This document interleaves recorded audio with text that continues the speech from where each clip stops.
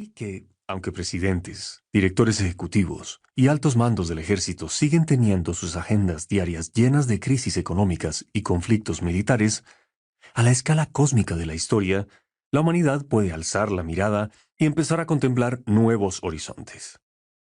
Si en verdad estamos poniendo bajo control el hambre, la peste y la guerra, ¿qué será lo que las reemplace en los primeros puestos de la agenda humana? Como bomberos en un mundo sin fuego, en el siglo XXI la humanidad necesita plantearse una pregunta sin precedentes. ¿Qué vamos a hacer con nosotros? En un mundo saludable, próspero y armonioso, ¿qué exigirá nuestra atención y nuestro ingenio? Esta pregunta se torna doblemente urgente dados los inmensos nuevos poderes que la biotecnología y la tecnología de la información nos proporcionan. ¿Qué haremos con todo ese poder? Antes de dar respuesta a esta pregunta, necesitamos decir algunas palabras más sobre el hambre, la peste y la guerra. La afirmación de que los estamos poniendo bajo control puede parecer a muchos intolerable, extremadamente ingenua o quizá insensible. ¿Qué hay de los miles de millones de personas que consiguen apenas malvivir con menos de 2 euros al día? ¿Qué pasa con la actual crisis del SIDA en África o las guerras que arrasan Siria e Irak?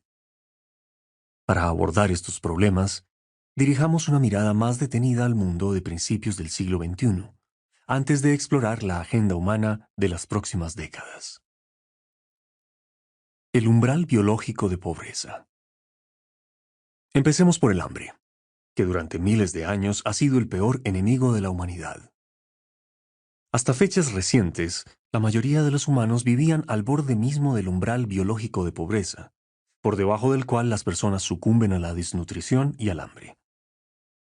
Una pequeña equivocación o un golpe de mala suerte podía constituir fácilmente una sentencia de muerte para toda una familia o toda una aldea.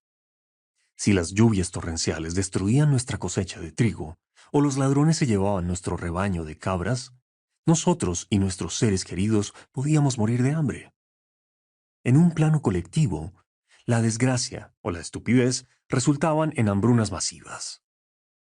Cuando una sequía grave afectaba al antiguo Egipto o a la India medieval, no era insólito que pereciera el 5 o el 10% de la población. Las provisiones escaseaban. El transporte era demasiado lento o caro para importar el alimento necesario y los gobiernos eran demasiado débiles para solucionar el problema. Si abrimos cualquier libro de historia, es probable que nos encontremos con relatos espantosos de poblaciones famélicas enloquecidas por el hambre. En abril de 1694, un funcionario francés de la ciudad de Beauvais describía el impacto de la hambruna y de los precios desorbitados de los alimentos y decía que todo su distrito estaba lleno de un número infinito de almas pobres, debilitadas por el hambre y la miseria, que mueren de necesidad porque, al no tener trabajo ni ocupación, carecen de dinero para comprar pan.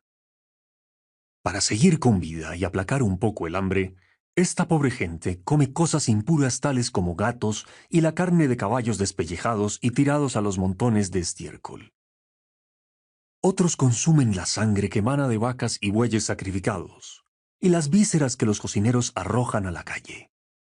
Otros desdichados comen ortigas y maleza, o raíces y hierbas que antes cuecen. Escenas similares tenían lugar en toda Francia.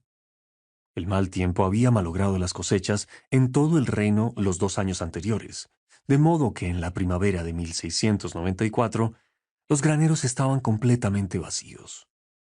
Los ricos cobraban precios exorbitados por cualquier alimento que conseguían acaparar, y los pobres morían en tropel. Unos 2,8 millones de franceses, el 15% de la población, murieron de hambre entre 1692 y 1694, mientras el rey Sol, Luis XIV, flirteaba con sus amantes en Versalles. Al año siguiente, 1695, la hambruna golpeó a Estonia y mató a la quinta parte de la población. En 1696 le tocó el turno a Finlandia, donde murió entre un cuarto y un tercio de la población.